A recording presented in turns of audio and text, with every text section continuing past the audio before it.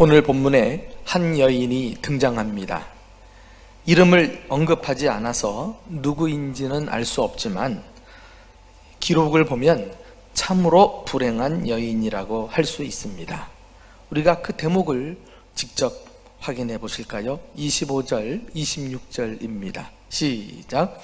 12해를 혈루증으로 알아온 한 여자가 있어 많은 의사에게 많은 괴로움을 받았고 가진 것도 다 허비하였으되 아무 효염이 없고 도리어 더 중하여졌던 차에 라고 본문이 시작됩니다. 혈루증은 하혈을 하는 병인데 요즘으로 말하면 자궁암 같은 병이라고 할 수 있습니다. 12년 동안 피가 그치지 않고 이 병으로 고생했으니 정상적인 삶이 불가능했을 것입니다. 그동안 병을 고치기 위해서 안 해본 일이 없었을 것이죠. 용한 의사 찾아다니느라 무슨 돈이 남아 있겠습니까? 그럼에도 불구하고 상황은 나아지지 않고 더 악화되었을 뿐입니다. 구약 성경에 의하면 혈루증은 소위 몸에서 액이 나오는 유출병의 일종으로 부정한 병으로 취급을 받았으니까요. 이 병을 앓는 사람은 무리 속에 섞여 살 수가 없었습니다. 집 밖으로 쫓겨났어요. 아무도 만날 수 없습니다. 왜냐하면 만나는 사람마다 다 부정한 자가 되어버리고 그가 만지는 물건마다 부정한 것이 되어버리고 말기 때문입니다. 그렇기 때문에 이 여인의 마음을 더 아프게 한 것은 이 병은 그냥 병이 아니라 저주받은 병이다, 이렇게 자괴감을 가지고 하나님마저도 나를 버리신 것이 아닐까 하는 고통 속에 나날이 살아갔을 것입니다. 한마디로 이 여인은 사람과 하나님으로부터 완전히 차단당한 채 육신의 고통과 영적으로는 버림받은 아픔으로 이중적인 고통을 당하고 있었던 것입니다. 예수님이 이 여인을 고치신 사건은 단순한 기적이 아닌 것입니다. 단지 육신의 병만 고치신 것이 아니라 인생의 고통스럽고 절망스러운 문제로부터 구원해 주시는 분임을 보여주고 있습니다. 그러므로 이 기적 사건 안에는 구원의 복음이 담겨 있는 것입니다. 오늘 본문이 어떻게 끝을 맺습니까? 34절 말씀을 함께 읽어보실까요? 자, 시작. 예수께서 이르시되 딸아, 내 믿음이 너를 구원하였으니 평안히 가라, 내 병에서 놓여 건강할지어다. 이 말씀을 보면 이 여인은 구원에 대해 전혀 생각하지 못하고 나왔는데 예수님은 병낫기를 원하는 여인에게 구원을 선포하고 계셔요. 그리고 나서 질병을 고쳐주십니다. 구원의 문제가 무엇보다도 중요한 것이기 때문입니다. 예수님이 보실 때 혈루병 앓는 여인을 위한 최고의 처방은 먼저 영혼이 구원을 받는 것이었습니다.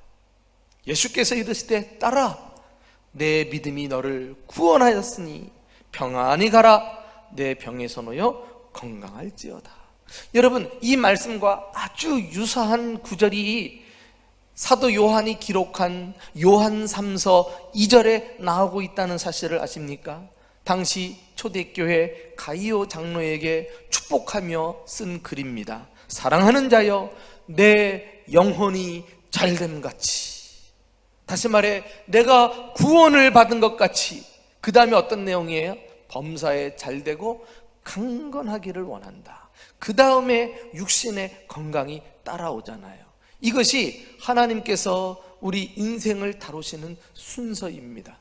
우리 육신은 아무리 건강해도 건강한 몸 가지고 결국은 지옥에 떨어질 건데 그게 참된 행복일까요? 먼저 영혼이 구원받고 그리고 육신의 모든 삶이 형통하고 평안한 것이 하나님이 우리에게 원하시는 삶인 것입니다. 지난 시간에 그 바닷가에서 그물을 씻던 베드로에게 깊은 데로 가라, 깊은 곳으로의 삶으로 초청하시는 내용을 우리가 떠올리잖아요. 어떤 면에서 사람들은요, 이렇게 얕은 곳에서 자신의 육신을 위해서 부지런히 애쓰고 힘쓰는 삶으로 만족합니다. 더 깊은 삶으로 나아가질 못해. 깊은 곳이 있는지도 몰라. 그러나 베드로에게 초청하신 깊은 삶은 이제 육신의 삶을 넘어 영적인 삶, 그리고 육신의 배만 배부르는 삶을 넘어서 하늘에서 주시는 만나를 공급받는 이 신령한 삶, 이 세상이 전부인 줄 알았는데 이 세상이 아니라 하나님의 나라를 추구하는 삶, 그런 고차원적인 삶으로 베드로를 결국은 이끄시고 제자 삼으신 것이 아닌가, 이렇게 우리는 생각해 보게 됩니다. 오늘 우리는 혈루병 앓는 여인이 고침받은 기적사건을 통해서 구원의 중요한 원리들을 깨달으며 과연 우리 또한 어떻게 구원받을 수 있는가를 교훈을 받게 됩니다. 첫째 교훈은 예수님께로 누구든지 나아가는 길이 열려 있다는 것입니다. 이전 같으면 이 여인은 불결한 사람이기 때문에 성전에 들어갈 수 없었어요. 성전은 고사하고 성전 뜰도 밟지 못하게 철저히 율법으로 금하고 있었습니다. 우리 한번 구약 성경의 그 율법 규례를 함께 읽어보실까요? 민수기 5장 2절 3절에 있는 내용인데 한번 보십시다. 시작.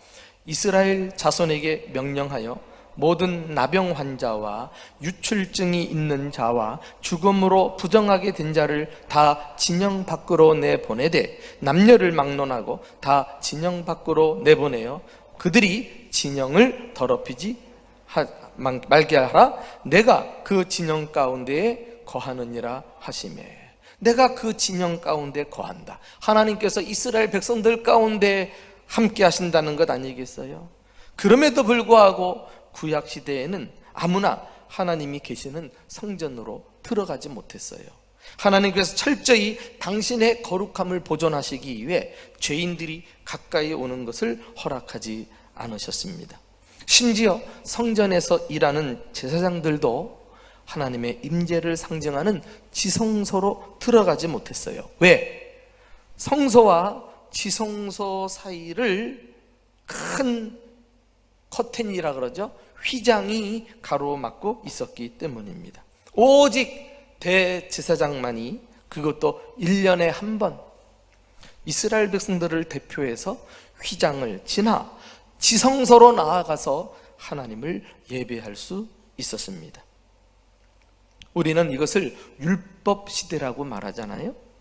구약은 율법에 의해서 의롭게 된 자만이 하나님께 나아갈 수 있는 시대였습니다. 그러나 누가 율법 앞에서 하나님께 의로울 수 있단 말입니까? 율법은 우리가 죄인임을 깨닫게 해주고 하나님으로부터 심판받을까 봐 두려움에 떨게 만드는 것입니다. 그러나 사랑하는 교우 여러분, 이제 율법 시대가 지나고 은혜 시대가 왔음을 믿으시기를 축원합니다. 어떻게 은혜가 왔나요? 예수님과 함께 온 것입니다. 예수님이 오셔서 우리 죄를 위해 대신 십자가에 못 박혀 죽으셨을 때 하나님과 우리 사이를 가로막고 있었던 성전 휘장이 위에서 아래로 찢어진 것입니다. 이것은 예수님께서 당신의 휘장 희생으로 말미암아 누구든지 하나님께로 곧장 나아갈 수 있는 새로운 길, 은혜의 길이 활짝 열렸음을 나타낸 사건이었던 것입니다. 고린도후서 6장 2절에 보라, 지금은 은혜 받을 만한 때요, 보라, 지금은 구원의 날이로다. 이제는 남자도 여자도 어른도 아이도 그리고 부한 자도 가난한 자도 이스라엘뿐만 아니라 이방인들도, 주인도, 종들도 누구든지 예수 그리스도에게 언제든지 나아가서 은혜를 받을 수 있게 되었습니다. 그 무엇도 그리스도에게 나아가는 길을 막을 수 없어요. 나는 공로가 없지만 오로지 예수 그리스도의 공로를 의지하여 주님 앞에 나아갈 수 있습니다. 자, 우리 한번 그 대목을 직접 읽어보실까요? 히브리서 4장 16절 말씀입니다. 시작. 그러므로 우리는 긍휼하심을 받고 때를 따라 돕는 은혜를 얻기 위하여 은혜의 보좌 앞에 담대히 나아갈 것이니라. 할렐루야. 이 말씀은 구약시대에는 꿈도 못 꿨다니까. 이제 주 예수 그리스도를 통하여 긍휼하심을 받은 하나님의 백성들이 주님의 은혜의 보좌 앞으로 마음만 먹으면 언제든지 나아갈 수 있어요. 그것도 담대하게 나아갑니다. 누구를 의지하여? 예수 공로 의지하여. 그분이 당신의 몸을 찢으시고 하나님께 나아갈 수 있는 새롭고 살아있는 길을 열어놓으셨으므로 그 길을 따라 누구든지 지금도 은혜의 보좌 앞으로 나아가 예배하며 하나님의 축복을 받아 누릴 수 있는 것입니다. 이렇게 어려운 중에도 하나님께, 예수님께 나아간 이 여인에게 예수님은 무엇이라고 불러주셨어요? 따라. 따라. 지금까지 이 여인은 버려지고 소외된 사람이었어요. 뜻밖의 이름으로 자신을 불러주신 사실 앞에 얼마나 놀랍기도 했고 감격스러워 했을까요? 이 한마디 표현에 여인을 향한 주님의 사랑이 함축되어 있지 않았을까요? 우리 역시 예수님께로 나아가면 우리에게 하나님의 자녀된 권세를 주시고 이 땅에 불행을 잠재우시고 진정 행복한 삶을 살게 해 주실 줄로 믿습니다. 혹시 우리 가운데 인생의 절망과 고통스러운 문제로 지금껏 힘들게 살아오신 분이 계신다면 이제 딸아, 아들아 다정하게 불러주시는 주님 안에서 진정 행복한 삶을 다시 시작하는 저와 여러분 되시기를 주님의 이름으로 축원합니다. 두 번째 교훈은 예수님께 나아갈 때 믿음을 가지고 나아가야 한다는 것입니다. 그냥 예수님께 나아간다고 되는 게 아니에요. 우리는 예수님이 하신 말씀 가운데서 이 여인이 믿음을 가지고 나왔음을 발견합니다. 34절에 예수께서 이르시되 딸아 내 믿음이 너를 구원하였으니. 예수님은 여인 속에 감춰진 믿음을 알아보셨습니다. 도대체 이 여인에게 믿음은 어디서부터 비롯되었을까요? 믿음의 출처는 무엇일까요? 그 단서를 알 수 있는 내용이 27절에 있어요. 우리 한번 다 같이 읽어보실까요? 시작. 예수의 소문을 듣고 무리 가운데 끼어 뒤로 와서. 고통과 절망 중에 살고 있던 어느 날 이 여인에게 예수에 대한 소문이 들려온 것입니다. 예수님의 소문이 온 동네마다 퍼져나가지 않았겠어요? 그런데 유독 이 여인은 예수의 이야기를 듣고 희망이 생겼어요. 예수님이라면 나를 고쳐줄 수 있을 것이라는 그런 믿음이 생긴 것입니다.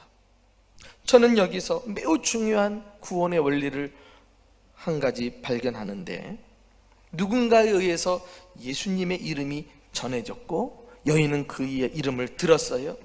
그리고 그 이름에 자신의 희망을 걸고 마지막까지 예수님을 굳게 믿었다는 것입니다. 복음서를 보면은 예수님께 나와 구원받고 병을 치유받은 사람들은 예외 없이 이 과정을 통과했어요. 그들은 예수에 대한 이야기를 듣고 믿음이 생겼습니다. 그리고 주님은 그 믿음을 사용하셔서 그의 삶에 기적 같은 축복을 베풀어 주신 것입니다. 우리 로마서 10장 13절 14절 말씀을 함께 읽어보실까요? 자, 시작. 누구든지 주의 이름을 부르는 자는 구원을 받으리라.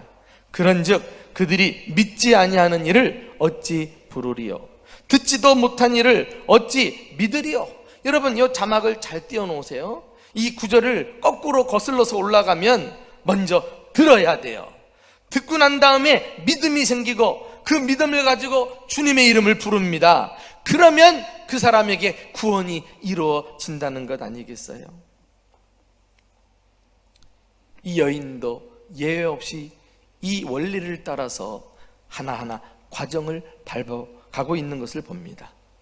죽은 자를 살리고 병든 자를 치료하며 거라사의 귀신을 쫓아내시고 광풍을 꾸짖어 잠잠케 하신 예수, 그분이 어느 날 자기가 사는 동네인 가버나움에 오신다는 사실을 알게 되었습니다. 많은 사람들도 그 소문을 들었을 터인데 오직 이 여인이 그 마음속에 희망을 가지고 예수님에 대한 믿음으로 예수님을 기다리고 있었던 것입니다. 마지막 교훈은 예수님께 행함으로 믿음을 나타내 보여야 한다는 것입니다.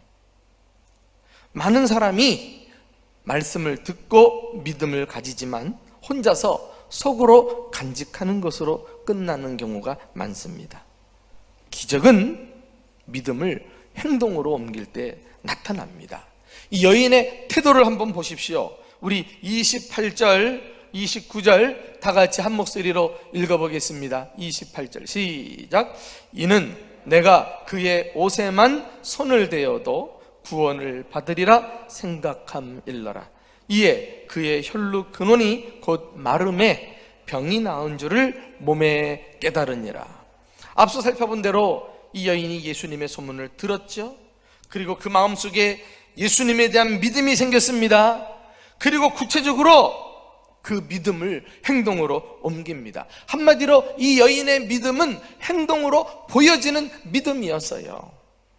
예수님만이 나의 문제를 해결해 주시는 유일한 구원자가 되신다. 그리고서는 그 믿음을 가지고 예수님께 나아옵니다. 그리고서는 어떤 생각을 하죠? 내가 그의 옷에만 손을 대어도 구원을 받으리라 생각함일러라. 여기 생각함일러라, 요즘 어법이 아닌데 이것은 미완료 시대예요. 상황이 끝나지 않고 계속 진행되는 거예요. 한마디로 주님 앞에 나아오면서 이 생각을 되뇌이는 겁니다. 내가 비록 지금은 고통과 절망 중에 있지만 사람들이 말하는 그분, 그 예수님에게로 나아가서 내가 옷자락에 손만 대어도 내 병은 나을 수 있다. 이것을 계속 주님 앞에 한 발짝 한 발짝 가까이 다가가면서 생각을 반복하는 거 아니겠어요? 그러니까 비록 혈류병으로 고통당하는 그런 여인이었지만 자신의 부끄러움도 마다하고 모든 악조건을 극복하면서 무리들 틈을 헤집고 예수님께로 나아온 것입니다. 그리고 예수님의 옷자락을 만지는 순간 혈루 근원이 마른 줄 믿으시기를 축원합니다. 나는 이 여인의 행동을 소위 meaningful touch, 의미 있는 접촉이라고 이름을 붙이고 싶어요. 왜요? 당시 수많은 사람들이 예수님을 둘러싸면서 그 몸에 손을 대지 않았겠어요? 어떤 사람은 떠밀려서 부딪힐 수도 있었겠고, 어떤 사람은 예수님을 스치듯 지나갈 수도 있었겠고, 그러나 그 의미 없는 것 말고 주님께서 한 터치를 딱 찾아내셔가지고 그것을 언급하신 것을 볼 수가 있어요. 어떻게 아는가? 우리 30절 말씀 한번 다 같이 읽어봅시다. 30절 말씀 시작. 예수께서 그 능력이 자기에게서 나간 줄을 곧 아시고 무리 가운데 돌이켜 말씀하시되 누가 내 옷에 손을 대었느냐 하시니, 예수님이 누가 손을 댔는지 몰라서 하신 말씀이었겠어요? 그렇지 않아요. 이 여인의 믿음을 많은 사람들에게 공개적으로 알리시려는 의도를 가지고 지금 질문하지 않으셨을까요? 예수님은 지금도 우리에게 하나님의 역사가 일어나는 원리를 알려주시기를 원하십니다. 어떤 원리예요? 참 신기한데요, 예수님의 놀라운 능력이 믿음이라는 통로를 통해서 이 여인에게 흘러갔다는 거 아니겠어요? 여러분, 우리는 일상 가운데도 이 원리를 자주자주 경험해요. 어떤 전기 제품을 사용하고자 할 때 그냥 사용할 수 없어요. 반드시 전원에다가 전선을 꽂아야 돼. 연결이 돼야 돼. 커넥트가 되면은 순간 전류가 흘러 들어와 가지고 불을 밝히고 그리고 작동을 하는 거 아니겠어요? 지금 예수님께서 그 능력이 자기에게서 나간 줄 아셨어요. 안타깝게도 우리는 너무나 간단한 이 영적인 원리를 자주자주 잊고 살아갑니다. 그리고는 자꾸 문제를 해결해 보려고 엉뚱한 곳에다가 꽂아요. 이런저런 노력을 다 해보니까 상황은 나아지지 않아요. 그러면서 어떻게 문제를 해결할 수 있을까? 심지어 무당을 불러다가 굿이나 해볼까? 점집에 가서 점이나 쳐볼까? 이런 식으로 생각하니까 그거 더 어려워만지지 문제가 해결될 수 있겠어요? 잘못된 데다가 접속을 하는데, 누가 내 옷에 손을 대었느냐? 예수님은 지금도 당신을 만지는 자를 찾고 계십니다. 그냥 주일이기 때문에 습관적으로 주님 앞에 나와 예배드리는 그런 사람이 아니라 정말 예수님께 집중하고 예수님이 주시는 은혜와 능력을 간절하게 사모하면서 끊임없이 믿음의 생각을 되뇌이는 거죠. 주님이 내 인생의 유일한 해결자이시다. 나의 구원자이시다. 그리고 자신이 가지고 나온 문제를 주님 앞에 내어드리고 주님과 접속이 일어나는 순간 주님의 그 풍성한 자원이 우리에게도 흘러와서 상상할 수 없는 기적 같은 축복을 누리게 될 줄로 믿습니다. 여기 손을 댄다는 거, 손을 댄다, 이것은요 그냥 단지 스치는 정도가 아니라 원어에 있어서 이것은 꽉 붙잡는 것을 의미하는 단어입니다. 그러니까 예수님은 느끼셨겠죠. 이것을 많은 사람들의 그 군중 속에서 누군가가 예수님을 붙잡고 당기는 것을 아마 느꼈음이 틀림이 없어요. 내 삶의 구원자가 되시고 치료자가 되시는 예수님을 신뢰하면서 이 은혜 받을 만한 때, 구원의 시대가 활짝 열려 있을 때 날마다 은혜의 보좌 앞으로 나아가십시오. 그리고 믿음으로 예수님의 옷자락에 손을 대십시오. 그분을 향해 손을 내미는 순간 예수님의 능력은 저와 여러분에게 임하게 될 것입니다. 오늘도 살아 역사하시는 주님께서 믿음으로 주님께 손을 대는 자마다 이런 놀라운 은혜와 행복한 삶을 살아가게 되는 축복을 허락해 주시기를 예수님의 이름으로 축원합니다.